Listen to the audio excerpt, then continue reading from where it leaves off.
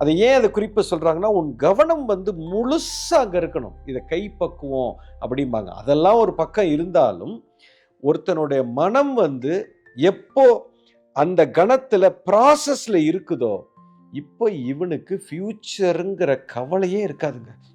நான் ஃப்யூச்சரில் கவலைப்படக்கூடாதுன்னு நீங்கள் போராடாதீங்க. ப்ராசஸில் கவனத்தை வைங்க. ஃப்யூச்சர் பிரமாதமாக இருந்தே தீரும். பிகாஸ் த சோ கால்டு ஃப்யூச்சருங்கிறதே எவ்ரி மொமெண்ட் நான் வந்து பர்ஃபெக்டாக நான் பண்ணிட்டு போகிறது தான்.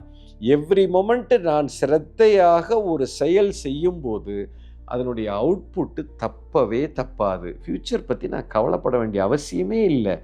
இப்போ இந்த கணத்தில் என் கையில் இருக்கிற விஷயத்தை நான் பிரமாதமாக நான் செஞ்சுக்கிட்டே இருந்தேன்னா என் ரிசல்ட்டு பக்காவாக இருந்தே தீரும். அதை பற்றி நான் கவலைப்பட வேண்டிய அவசியம் இல்லை. இந்த மிகப்பெரிய உண்மையை ஒரு மனிதன் புரிந்து கொண்டான் என்று சொன்னால் அவனுக்கு பயம், அந்த இன்செக்யூரிட்டி, ஃப்யூச்சர் அப்படிங்கிற ஒரு பயமே அவனுக்கு இருக்காது. இதுவே உங்களுக்கு ஒரு பெரிய வெற்றியை கொடுக்கும்.